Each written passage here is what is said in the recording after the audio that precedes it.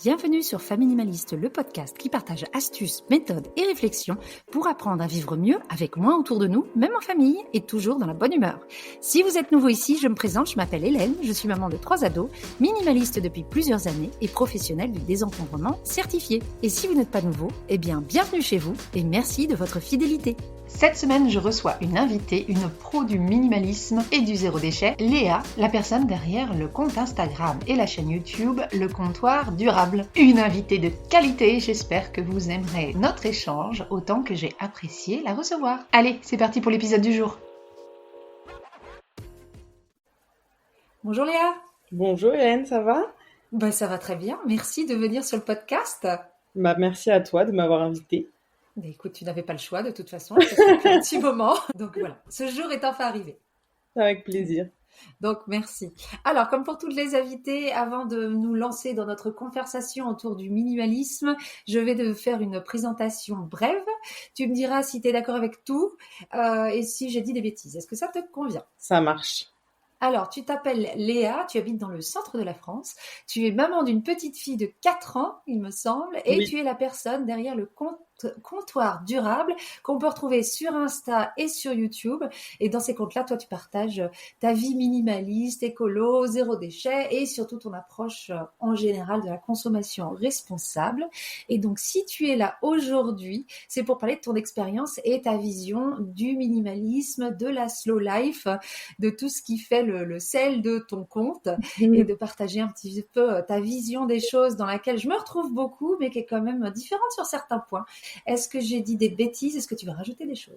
Écoute, je crois que c'est parfait. C'est une présentation qui me convient très bien. Très bien, tant mieux. Alors, je vais commencer par une question très générale que je pose à tous mes invités. Pour toi, c'est quoi ta définition du minimalisme ? Alors pour moi, le minimalisme, c'est vraiment posséder le moins de choses possible, mais pour nous. C'est pour ça que je trouve que c'est une définition qui est très propre à chacun. C'est vraiment avoir le moins de possessions pour nos propres besoins personnels, quoi. Il y a des personnes qui font des activités qui demandent peut-être plus d'objets, qui font plus de choses, qui ont plus de passion dans la vie, ont peut-être besoin de plus de choses. Des activités, aussi au niveau des vêtements, les personnes qui travaillent dehors, il y a une garde-robe, il y a tout un mode de vie à adapter en fonction de ces objets, parce que nos objets reflètent aussi notre mode de vie. Donc pour moi, il n'y a pas de question de nombre. C'est ça qui est un peu particulier, je trouve. Mais c'est vraiment juste avoir le minimum pour nos besoins à nous, quoi. D'accord. Sachant que, oui, en plus, on aura l'occasion d'en reparler tout à l'heure, mais nos besoins évoluent. Toi, tu as été minimaliste avant d'être maman, tu l'es devenue. Donc, j'imagine que pour toi, les choses ont un peu évolué. Et toi, du coup, comment tu t'es retrouvée là-dedans ? Tu as toujours grandi comme ça ? Tes parents étaient comme ça ? Pas du tout. Au niveau de mon éducation, c'est plutôt... je vais pas dire de l'accumulation. Aujourd'hui, je vois peut-être ça comme de l'accumulation, mais c'est vrai que c'est, je pense, une génération qui conserve beaucoup aussi, un peu liée à la génération de nos grands-parents, où chaque chose est précieuse et chaque chose apporte de la valeur et veut dire, j'ai l'impression, quelque chose au niveau social, quoi. Plus on a de choses, plus ça signifie un petit peu qu'on est riche. Et au final, moi j'ai quand même des parents qui globalement ont gardé beaucoup de choses, qui ont un garde-manger avec des conserves remplies pour des mois et des mois. J'ai toujours vécu dans cet environnement-là de quand même, il y a pas mal de choses à la maison sans que ce soit non plus une accumulation vraiment maladive ou ce genre de choses. Mais c'est vrai que petit à petit, après moi, quand j'ai eu mon chez moi, j'ai eu les mêmes réflexes d'avoir des stocks de conserves de nourriture pour on ne sait jamais le au cas où, d'avoir quand même pas mal de choses, beaucoup de déco au début.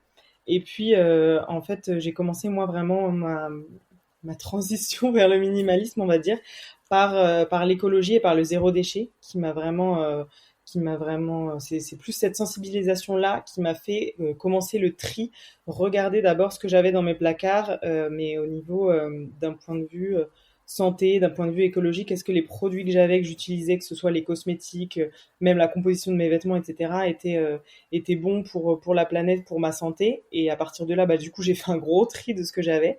Et en faisant ce tri, je me suis dit, mais attends, mais je vis tellement mieux avec moins de choses. En fait, je me rends compte que j'avais pas du tout besoin de tout ce que j'avais avant. Et c'est devenu, j'allais dire une addiction, c'est pas une addiction, mais ça m'a fait tellement de bien de trier quand j'ai découvert vraiment l'application Give au tout début, où je me suis dit, ok, en fait, je poste, donc Give qui est une application de dons, je poste une annonce, la personne vient la chercher limite dans l'heure, parce que j'étais en région parisienne, et je me suis dit, mais en fait, tout ça, tout ce qui est autour de moi, qui m'encombre au quotidien, je peux m'en débarrasser super rapidement. Et le fait que ça soit simple, le fait que j'ai commencé vraiment le tri et le désencombrement à quelque chose de, mais en fait, ok, c'est super simple et ça m'allège la vie et en plus, ça me prend vraiment 2 secondes. Et j'avais aussi cette chose de donner à des gens qui vont s'en servir, quoi. L'objet va vraiment continuer à avoir une vie, avoir une fonction. Il y avait tout, quoi. Tout qui faisait me sentir bien. Et cette idée de savoir que quelque chose dont tu n'avais plus besoin allait faire plaisir à quelqu'un ou allait être utile, est-ce que tu penses que ça t'a aidé peut-être à te séparer de choses plus facilement?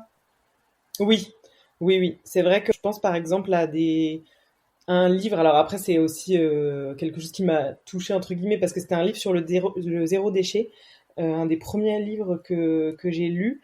Et en fait, j'ai décidé de le donner. Et la personne m'a dit, bah, je suis à fond moi aussi dans cette démarche. Ce livre va m'aider. Enfin, et moi, je veux dire, je l'avais lu, j'en avais plus besoin. Il était chez moi, et je me suis dit, mais en fait, je peux passer.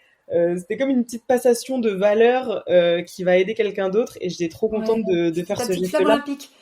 C'est ça, exactement. Et du coup, je me suis dit, en fait, bah, chaque objet qui est chez moi mais qui ne sert pas, c'est triste, quoi. C'est juste triste. Ça pourrait servir tellement à d'autres personnes. Et Et est-ce qu'il y a des choses qui ont été un petit peu plus difficiles à se séparer ou pas? T'as dû? en fait, je pense que j'ai quand même cette facilité, entre guillemets, de pas avoir d'attachement aux objets. J'ai vraiment pas du tout le côté émotionnel, mais ça, c'est quelque chose que j'ai toujours eu, quoi. J'ai l'impression que ça fait partie de ma Hmm. personnalité. C'est-à-dire que même les cadeaux qu'on va m'offrir, même un petit peu à l'époque, j'ai pas ce truc de me dire oh la personne m'a offert ça, c'est dommage. Vraiment, je m'en sers pas. Bah, je me dis ça peut être utile à. J'ai pas ce rapport émotionnel aux objets, à part vraiment aux objets peut-être que aux photos ou aux objets vraiment qui appartenaient à mes grands-parents. Et encore, il faut que j'y trouve une utilité. Mais du coup, c'est beaucoup plus facile pour moi de me débarrasser de choses et je vois vraiment juste ça comme un objet, quoi. Je sais qu'il y a des gens qui sont hyper attachés aux vêtements de leur enfant. Oui. Et vraiment, mais moi, c'est quelque chose que j'ai pas d'attachement, quoi. Déjà, moi, c'est que des choses que j'ai reçues de seconde main. Donc, c'est pas des choses qui, typiquement, sont attachées directement à elles. Je me dis, c'était à d'autres enfants, et puis je les ai passées à d'autres enfants, et du coup, j'ai Hmm. pas du tout ce lien de. Tu te le dis, hein, sur tes réseaux, on peut te voir, autoproclamé minimaliste. Tu peux à peu près savoir à quelle période où tu as sorti la bascule, c'était pas juste un tri pour enlever ces produits chimiques, ces produits qui n'étaient pas bien chez toi. En fait, je pense que c'est en partageant de plus en plus sur les réseaux aussi. Je partage beaucoup sur l'écologie, et l'écologie est tellement lié au minimalisme en fait, parce que du coup, le fait de consommer moins, d'avoir moins de choses, bah forcément, ça a un impact écologique énorme. Et en fait, je pense que ça a vraiment fait tilt entre guillemets chez moi quand j'ai emménagé là il y a 2 ans à peu près dans un nouvel appartement où je n'avais rien. C'était vraiment à moi. Avant, j'avais des appartements qui étaient meublés, etc. Et là, ça a vraiment été à moi de meubler. Et je me suis dit, en fait, j'ai réfléchi pour que j'ai le minimum, enfin, ouais, le minimum de choses, pour que tout soit pensé, pour que chaque objet ne me prenne pas de charge mentale. Et là, je me suis dit, ok, là, je pense que je suis dans le game du minimalisme parce que vraiment, je réfléchis tout en fonction de ça. J'ai pas envie de faire rentrer des objets chez moi inutiles, etc. Et donc là, je me suis reconnue vraiment là-dedans, quoi. Mais du coup, chez toi, ça doit être tout triste et tout blanc et tout nul avec rien. C'est minimaliste. Tu me provoques, là. Pour comment ton enfant fait pour être heureuse dans la vie au milieu du beige? Tu peux C'est nous vrai parler un petit qu'on peu de peut chez toi? C'est vrai et encore aujourd'hui, tu vois, quand même, j'ai du mal enfin, à me dire minimalisme parce que même moi, des fois, j'associe beaucoup ça à, bah, chez toi, c'est blanc. T'as pas de couleur. Vraiment, c'est tout ce qu'on voit, je trouve, passer sur les réseaux sociaux et c'est aussi lié à un aspect de la décoration, en fait. Parce que du coup, le minimalisme, c'est un mouvement contemporain, etc., qui est associé à cette déco-là. Mais pour en fait, quand je suis arrivée dans cet appartement-là, j'ai décidé de faire ouais, du minimalisme coloré, mais en fait, c'est juste du minimalisme associé à ma personnalité et à ce que j'aime avoir comme meuble.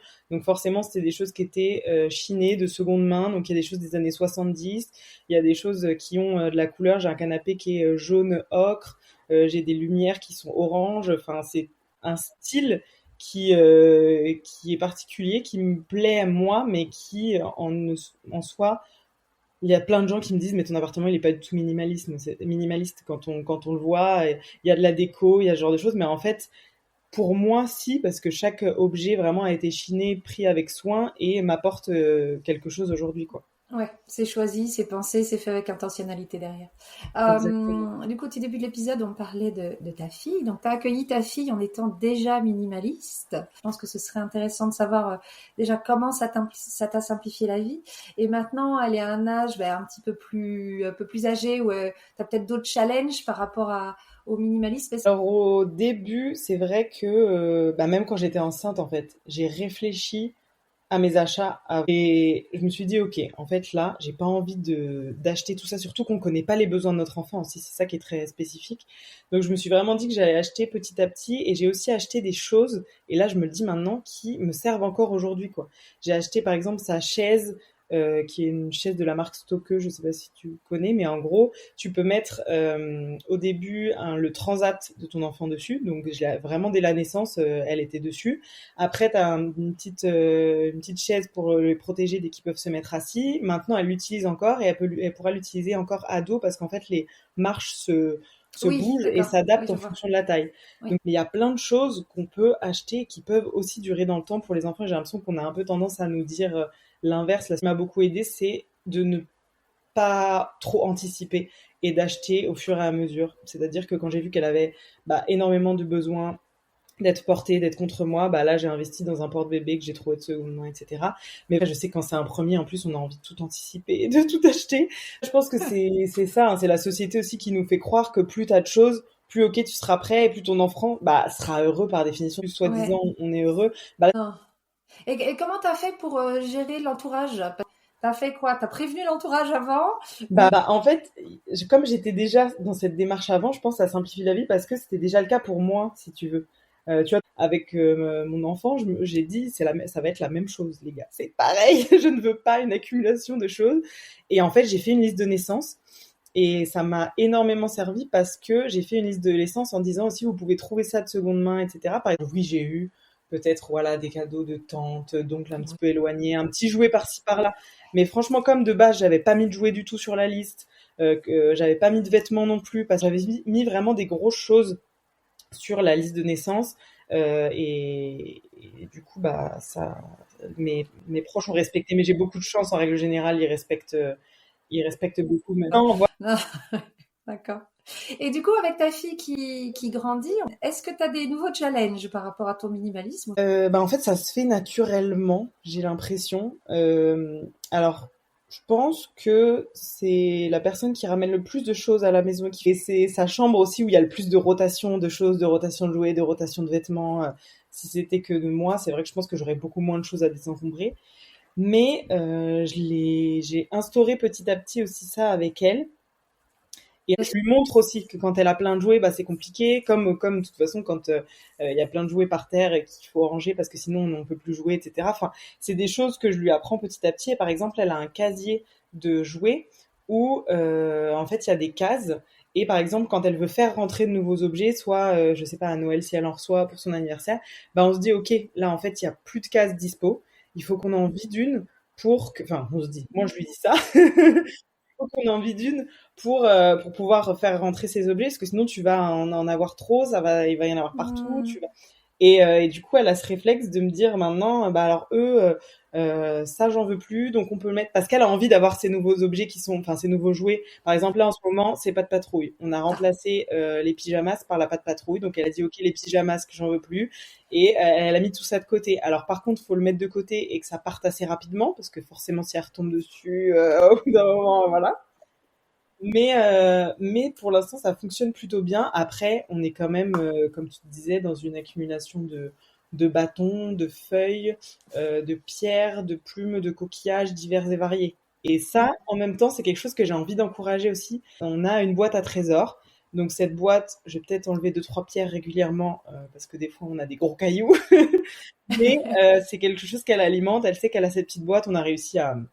Enfin, j'ai réussi à dire ok, ça reste dans le contenant et elle ramène des petits trésors. Enfin, ça pour moi, ça fait partie tellement de Oui. que déjà ça ça développe sa créativité. Mais on me demande des fois, mais attends, elle a rien, elle a pas de jouet, tu veux rien faire rentrer à la maison, elle doit pas être heureuse, mais en fait non, t'as quand même un équilibre à trouver avec les enfants qui, eux, n'ont pas le même recul sur les objets non plus que nous. Non. Mais c'est rigolo comme ça challenge quand t'as des enfants qu'il faut rentrer des choses. Parce qu'à la base, c'est pas nos enfants qui sont minimalistes, c'est nous. Mais c'est vrai que c'est différent avec les enfants. Là, tu vois, bah, pareil, mon grand, cette semaine, il me dit, il a grandi encore parce qu'il ne fait que ça. C'est la seule chose qu'il fait dans la vie, c'est Ça grandir. n'arrête pas, je crois. Bref. Ouais. Et donc, il me donne un de ses jeans. Il fait, ah, il m'en faudrait un nouveau. Je fais, ah, celui-là, il me va plus. Il est trop serré. Puis je regarde le truc. Je fais, tu déconnes, quoi. Et en fait, non, c'est juste qu'il a 2 pantalons seulement. Il en voudrait un 3e. Et il est parti du principe que je dirais non, que pour avoir un nouveau pantalon qui rentre, il faut qu'il y en ait un qui sorte. Je lui refais essayer, je lui dis, il te va très bien. Et là, j'ai tilté, je l'ai regardé, je fais, en fait, tu veux un autre pantalon. Et bah oui, bah du coup, il faut que j'en fasse sortir un. Je fais, mais pas du tout. Je fais 3 pantalons, je pense que ça va, gars. Ouais. T'as le droit d'avoir, je fais 2 pantalons. On parle pas de minimalisme en maison, à la maison, c'est notre mode de vie. Donc on ne s'assoit pas pour dire, bon, alors, comment on est des gentils petits minimalistes? Mais, et ça infuse, mais des fois, je crois que ça a infusé peut-être un peu trop, il s'est plaqué des trucs. Ouais. Je suis, bah non, 3 pantalons, j'ai envie de te dire, même si t'en avais 4, ce serait pas la fin du monde. Ouais. C'est pas grave. Alors moi, j'avais une question, ce qui m'avait intéressée. Une des choses qui m'avait fait passer à l'acte entre un jour elle viendra sur le podcast et le jour où je t'ai contacté, je te regardais comme ça là, un sous-marin, et t'en as fait plusieurs, mais le premier post que j'avais vu qui m'a fait je veux qu'elle vienne en parler ici, c'était sur ces objets qui durent longtemps dans ta maison, même s'ils sont pas en état de ouf, même s'ils marchent qu'aux 3/4, même si, oui, j'aime bien mon sac à dos, effectivement, le zip, il va peut-être pas ouvrir jusqu'au bout, mais au final, ça fait la blague, tout ça. Et j'ai trouvé ça intéressant, parce que moi, mes critères de tri, quand je fais du tri régulier à la maison, c'est toujours un critère d'état, et de me dire, non, tu mérites d'avoir que des trucs qui fonctionnent très, très bien. Et en même temps, ton approche est totalement super intéressante et machin. Donc c'est là-dessus que je voulais te parler de ça. Quelle réaction tu as eue là-dessus? Quelle réaction tu peux avoir? Moi, je fonctionne plus par rapport à l'utilité. C'est-à-dire que si la chose m'est encore utile et elle répond vraiment à sa fonction première, qu'elle a tous les critères qui me vont bien, pourquoi je la garderai pas, quoi. Alors après, c'est vrai que des fois, les gens te disent mais attends, mais une brosse, c'est bon, tu peux t'en racheter. Ça coûte 5 euros. Mais en fait, c'est pas le fait que ça coûte de l'argent aussi. C'est ça que les gens ont du mal à comprendre. T'as ce truc un peu aussi de ok, t'es juste radin en fait, ou tu veux juste pas dépenser ton argent.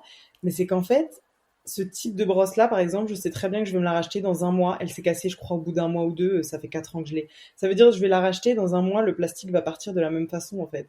Donc, quelle est l'utilité de jeter celle-là, d'en racheter une pour qu'elle finisse de la même façon? Et en plus, il y a plein de gens dans les commentaires qui m'ont dit, j'ai la même, elle l'a fait exactement pareil, elle s'est cassée aussi et je l'utilise encore. Je pense qu'on est aussi toujours très impacté par l'esthétique des choses, et sur Instagram aussi c'est toujours ça, des choses qu'on montre très très esthétiques, et même aussi je trouve dans le minimalisme, ce qui est dommage, c'est que voilà, comme je disais tout à l'heure, c'est tout blanc, c'est tout propre, c'est toujours bien rangé, alors que moi à l'inverse, mais justement je suis minimaliste pour que ça soit pas pour que ça soit le bazar, mais pour que ça puisse vivre, et que quand c'est le bazar, je puisse ranger facilement. Et donc voilà, ça fait partie des choses où c'est pas toujours très beau. En plus, moi voilà, je suis quand même très très partisane de la seconde main, et donc forcément des fois il y a des petits défauts, il y a des petites choses qu'il faut recoudre, et pour moi ça fait partie des choses où tu prolonges la durée de vie de tes objets. Peut-être aussi parce que j'ai un rapport du coup où chaque objet a beaucoup de valeur, et j'ai juste pas envie de le jeter comme ça et de m'en débarrasser, parce que c'est quelque chose qui a plus de valeur que s'il est chez moi actuellement, c'est qu'il a de la valeur, sinon il y serait pas, quoi. Et du coup, quand tu postes ce genre de choses, je l'ai vu, on le voit dans tes commentaires, et je l'ai vu quand j'ai partagé une de tes stories comme ça, j'ai eu aussi des commentaires sur ton truc, où il y avait vraiment 2 types de réactions. Il y avait oui, ça me paraît normal de garder un truc tant qu'il fonctionne, elle a pas inventé le fil à couper le beurre. Et puis les autres, waouh, c'est tellement rafraîchissant de voir ça. C'est très rigolo, comme c'est très clivant comme sujet de garder des choses qui sont pas en super état. Ouais. Mais ça, c'est aussi les réseaux sociaux à chaque fois. C'est pour ça que c'est trop drôle, parce que souvent, j'ai partagé aussi que je portais plusieurs jours d'affilée les mêmes vêtements, sans les laver, etc. Et il y a la moitié des gens qui m'ont dit mais c'est sale, faut laver ses vêtements tous les jours, ça va pas. Et l'autre moitié qui m'a dit bah en fait t'es juste normal, enfin tu veux une médaille quoi, limite bah oui moi aussi je fais ça et alors. Et c'est là qu'on se rend compte qu'en fait notre normalité, enfin c'est toujours la bizarrerie de quelqu'un d'autre quoi. Et il faut juste l'accepter. C'est pour ça que je pense que c'est important de faire comme on l'entend nous. Et aussi, bah, c'est pour ça aussi que je partage quand même sur les réseaux sociaux, parce que comme tu dis, ça peut être rafraîchissant pour d'autres qui se disent, ah ok, en fait, il y a moyen de conserver ces choses plus longtemps sans paraître non plus radin ou quoi que ce soit. Il y a moyen de consommer moins, mais moi, je trouve que on a l'impression que quand on consomme moins ou qu'on va avoir une vie triste, ça va être frustrant. Et en fait, j'essaie vraiment de montrer l'inverse, que tu peux vraiment kiffer ta vie et encore plus en consommant moins et en respectant la planète, etc. Donc, c'est toujours cool aussi d'avoir ces deux types de commentaires finalement. Parce que dans un sens, bah oui, je suis normale et oui, il y a rien d'exceptionnel. Et heureusement, ça me rassure. Je me dis qu'il y a des gens quand même qui font la même chose que moi. Sinon, ça serait trop bizarre. Et en même temps, bah, tu te dis, ça ouvre peut-être une porte ou ça montre un autre exemple à d'autres personnes qui, eux, n'avaient pas ça en tête. Donc, c'est toujours chouette, quoi. C'est quoi un peu le message que tu aimerais laisser, les graines que tu as envie de planter chez les gens, en fait? Bah, c'est un peu ce que je disais tout à l'heure, mais qu'on peut vivre en étant écolo, en étant minimaliste. Vraiment, je les cumule, quoi. C'est vraiment les trucs où tout le monde a des clichés de fou, mais sans être frustré. Je vous jure, c'est vrai, c'est pas tous les jours, je suis pas là en train de me dire, oh non, je peux pas acheter ça, oh non, je peux pas prendre l'avion, j'en sais rien. Vraiment, j'aime encore plus ma vie qu'avant et je profite beaucoup plus de chaque chose. Et je pense que c'est un long chemin, par contre, il faut vraiment y aller petit à petit. Mais c'est vraiment ça que je veux partager sur les réseaux sociaux, c'est qu'on peut vraiment ouais, kiffer sa vie en étant, en respectant nos valeurs en fait. Excellent message. Il a l'air de plutôt bien passer vu le nombre de gens qui te suivent. Merci en tout cas d'être venu ici pour continuer à le partager. C'est un plaisir. Ce serait un plaisir que de te retrouver sur d'autres thématiques peut-être un petit peu plus précises plus tard. Ça me ferait bien Avec plaisir. plaisir. Et puis voilà, je pense que c'est pas la dernière fois qu'on va sur le podcast. Donc merci d'être venu. Et puis, merci à toi. Et puis j'ai hâte de voir ce que tu nous mets encore sur les réseaux. Merci pour Merci. Et voilà pour l'épisode du jour. Merci d'être allé jusqu'au bout. S'il vous a plu, merci de m'aider à faire plaisir à l'algorithme de votre plateforme d'écoute en mettant des étoiles, des commentaires ou en partageant avec des proches. Je vous invite également à vous balader en description pour télécharger mes ressources gratuites comme la fiche méthode de l'épisode, ma liste de 20 défis tri et ma checklist de tri. Vous pouvez aussi vous préinscrire pour le prochain programme d'accompagnement au tri. Je vous dis à très bientôt et en attendant, n'oubliez pas, vivre avec moins, c'est vivre avec mieux.